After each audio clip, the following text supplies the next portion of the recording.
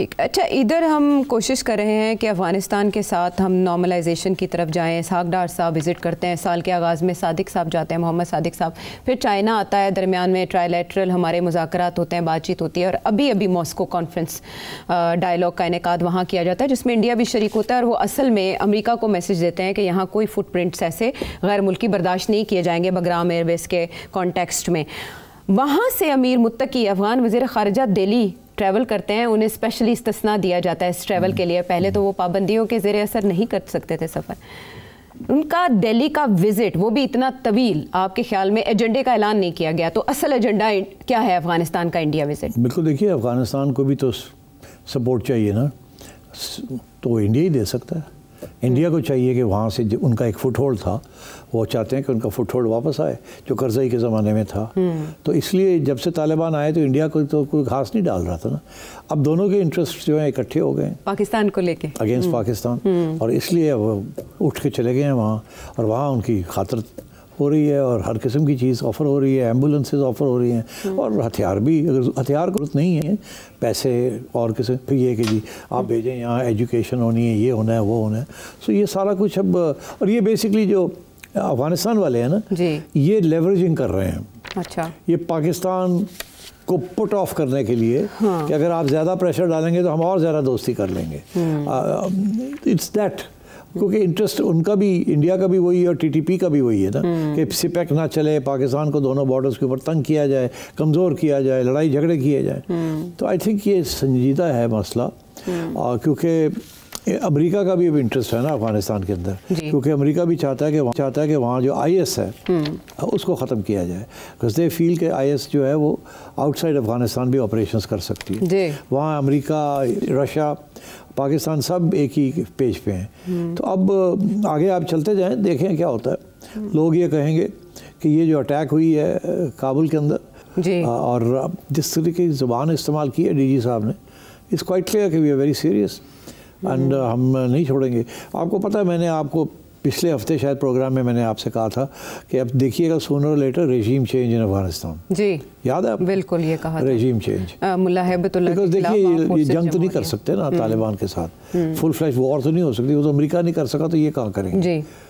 तो इसलिए I think regime change, civil war और power struggle and change of this guard and bringing in some other, supporting some other faction of the Afghan Taliban and giving them space.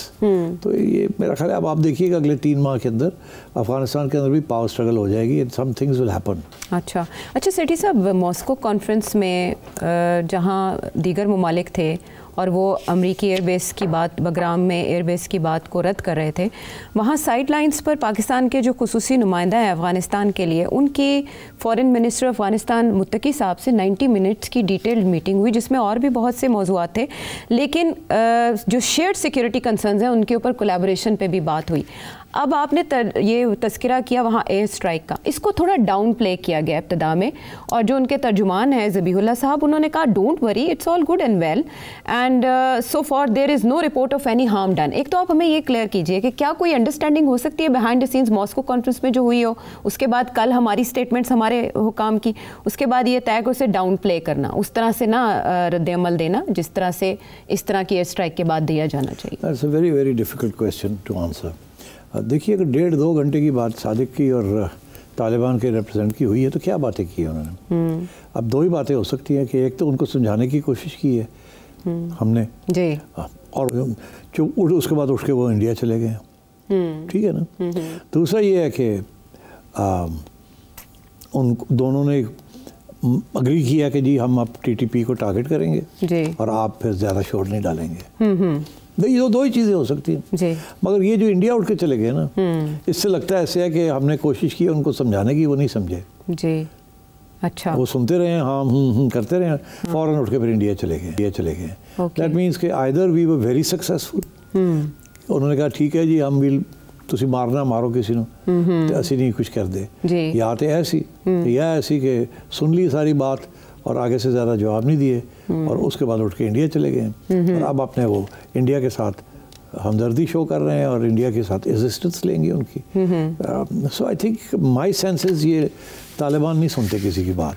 अच्छा, तो ये ख्याल कि जी वो हमारी बात सुन रहे हैं और हम उन्हें ये देंगे वो देंगे, I don't think they will agree. और इसीलिए मैं कहता हूँ यहाँ किसी न किसी स्टेज पे रेजीम चेंज होनी पड़ेगी। ये रेजीम के साथ पाकिस्तान नहीं काम कर सकता। तो इस अमारात इस्लामिया का मुस्तहकम रहना आपके ख्याल में इंडिया के मफाद में होगा, जिनके साथ आज से 4 साल पहले तो ताल्लुकात मुमकिन ही नहीं थे, क्योंकि ये बैक करते थे वेस्टर्न बैक्ड जो गवर्नमेंट थी, और उसके बाद अब ये अनहोनी हो गई। देखिए ये सियासत में होता है, the enemy of your enemy is my friend, ठीक।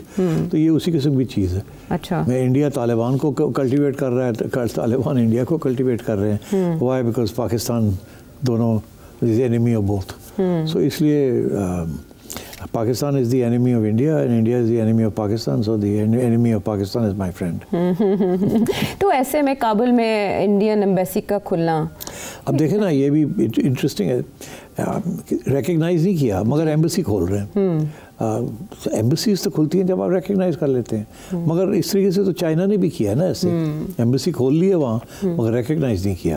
तो ये पहला कदम होता है।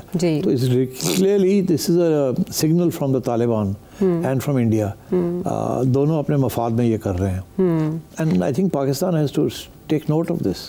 ओके, तो रशिया की तरह अब इंडिया भी रिकग्नाइज करने की तरफ अगला कदम ले सकता है? मेरा ख्याल है इंडिया नहीं रिकग्नाइज करेगा जब तक एक कंसेंसस नहीं हो जाता कि बाकी मुल्क भी करेंगे। आई don't think India will do that, but India will keep its options open, because देखिए ये सियासत है, बड़ी फ्लेक्सिबिलिटी बड़ी होती है। अब इट डिपेंड करता है, अगर तो पाकिस्तान टीटीपी की लीडरशिप को एलिमिनेट कर देता है वन वे और अनदर, अच्छा, तो फिर टीटीपी कमज़ोर हो जाएगा।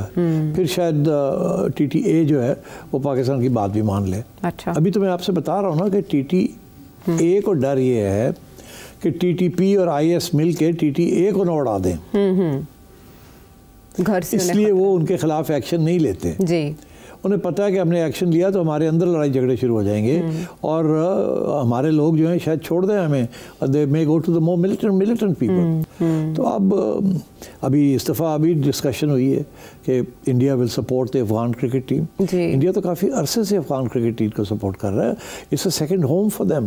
एक दुबई और एक इंडिया है, और वहाँ वो ट्रेनिंग भी होती है उनकी, उनको रिहाइश भी मिलती है, सारा कुछ मिलता है। तो ये वो लोग हैं जिनके कोचेस जो है वो हम दे रहे थे, हम देते हैं अपने कोचेस, वो इंडिया में जाके ट्रेनिंग करके हमारी पिटाई कर देते हैं।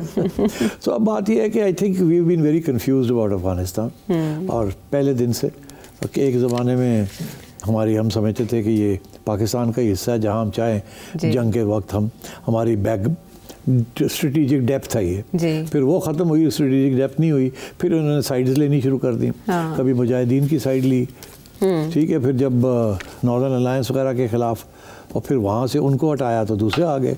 सो आई थिंक हमारी कोई लॉन्ग टर्म पॉलिसी नहीं रही, it's all been short term. और अभी भी आप देखें ये बड़ी देर से कोशिश कर रहे हैं अफगानिस्तान को, ये तालिबान को समझाने की, वो नहीं समझ रहे।